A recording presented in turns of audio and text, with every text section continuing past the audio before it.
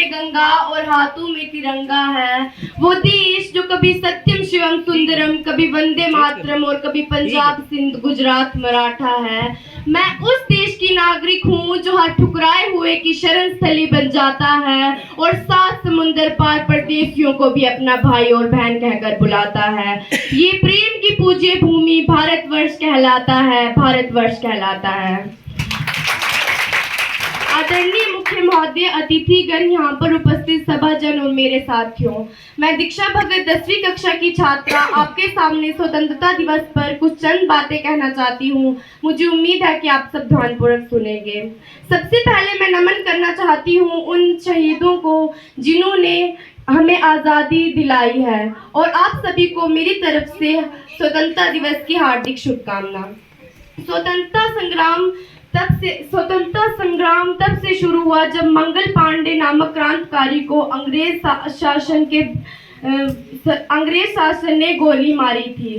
तब से संपूर्ण देशवासियों ने अंग्रेजों के खिलाफ आवाज उठाई थी। ये आज़ादी हमें आसानी से नहीं मिली कि आज़ाद हिंदुस्तान नहीं होता अगर किसी माँ का बेटा वतन के खातिर कुर्बान नहीं होता, कि आज़ाद हिंदुस्तान नहीं होता अगर किसी माँ का बेटा वतन के खातिर कुर्बान नहीं होता। सारे रिश्ते नाते भुलाकर सीने पर गोली खानी पड़ती है मेरे दोस्त, वतन के खातिर मरना इतना आसान नहीं होता। इस आज़ादी को पाने के लिए महात्मा गांधी, चंद्रशेखर आजाद, सुभाष चंद्र बोस, लाला लाजपत राय, भगत सिंह जैसे सैकड़ों स्वतंत्रता सेनानियों ने अपना बलिदान दिया। रणभूमि शूरवीरों की पहचान होती है, कुर्बानी शहीदों की महान होती है। रणभूमि शूरवीरों की पहचान होती है, कुर्बानी शहीदों की महान होती है। यूं तो करोड़ों लोग आते जाते हैं इस दुनिया में, पर ये वो लोग हैं जिनसे भारत माता की पहचान होती है। आज हम जिस आबो हवा में खुली सांस ले रहे हैं, उसके लिए ना जाने कितने आज़ादी के दीवानों ने इस आज़ादी के लिए लड़ते लड़ते अपनी सांसें छोड़ी थी। ये आज़ादी हमें दान में नहीं मिली, ना जाने कितने वीरों ने अपना खून देकर कमाई है। ये आज़ादी हमें यूं ही विरासत में नहीं मिली, ना जाने कितनी माँओं का दामन सूना हुआ है। बुझा है जिस घर का चिराग उस घर की दीवारें भी रोई होंगी, बुझा है जिस घर का चिराग उस घर की दीवारें भी रोई होंगी। खोया है जिन माँओं ने लाल अपना, न जाने वो माएँ कैसे सोई होंगी।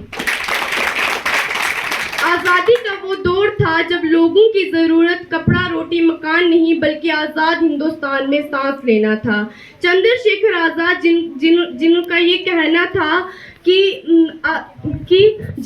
कहना था कि मैं आजीवन अंग्रेज़ों का गुलाम नहीं बनूंगा, और वो कहते थे कि हम आज़ाद ही हैं, आज़ाद ही रहेंगे और आज़ाद ही मरेंगे। सुभाष चंद्र बोस जैसे सेनानी थे जिनका ये कहना था कि अगर हमें अपने देश में स्वतंत्रता को जगाना है तो हमें मरना ही होगा, और उन्होंने ये भी कहा था कि तुम मुझे खून दो, मैं तुम्हें आज़ादी दूंगा। हिंसा के बिना भी लड़ाई हो सकती है, ये हमें महात्मा गांधी ने सिखाया था। महात्मा गांधी जी ने आज़ादी की लड़ाई लड़ने के लिए सत्याग्रह आंदोलन चलाया, जिसके लिए उन्हें कई बार जेल भी जाना पड़ा। लेकिन हमारे स्वतंत्रता सेनानियों ने हार नहीं मानी, क्योंकि उनका एकमात्र लक्ष्य था भारत देश को आज़ाद देखना। और काफ़ी अत्याचार सहने और संघर्ष करने के बाद 15 अगस्त 1947 का वो दिन आया जब हमारा देश आज़ाद हुआ, और ये दिन प्रत्येक भारतवासियों के लिए गौरव का दिन है। इसके बाद मैं भारतीय सेना के लिए कुछ बातें कहना चाहती हूँ। आज हम अपने घरों में सुरक्षित महसूस करते हैं, ये योगदान भारतीय सेना का है। भारतीय सेना विशाल और शक्तिशाली है। भारतीय सेना हमारे देश का सुरक्षा कवच की तरह है। भारतीय सेना देश के दुश्मनों से हमें बचाती है। अंत में मैं अपनी वाणी को विराम देते हुए एक कविता कहना चाहती हूँ। आज़ादी की कीमत उनसे पूछो जिन्होंने इसके लिए सब कुछ गंवाया है। आज़ादी की कीमत उनसे पूछो जिन्होंने जीवन काले पानी में बिताया है। आज़ादी की कीमत उनसे पूछो जिन्हें अपना भारत जान से प्यारा है। बंटवारे ने जिनका घर तोड़ा था, आज़ादी की कीमत उनसे पूछो जिन्होंने देश के लिए घर छोड़ा था। आज़ादी की कीमत उनसे पूछो जो हंसते हंसते फांसी पे झूले थे। आज़ादी की कीमत उनसे पूछो जो देश की खातिर सब कुछ भूले थे। आज़ादी की कीमत उनसे पूछो जिन्होंने अपने पूत खोए थे। आज़ादी की कीमत उनसे पूछो जो हंसते हंसते मौत की नींद सोए थे। आज़ादी की कीमत उनसे पूछो जिन्होंने अपने बेटे खोए थे।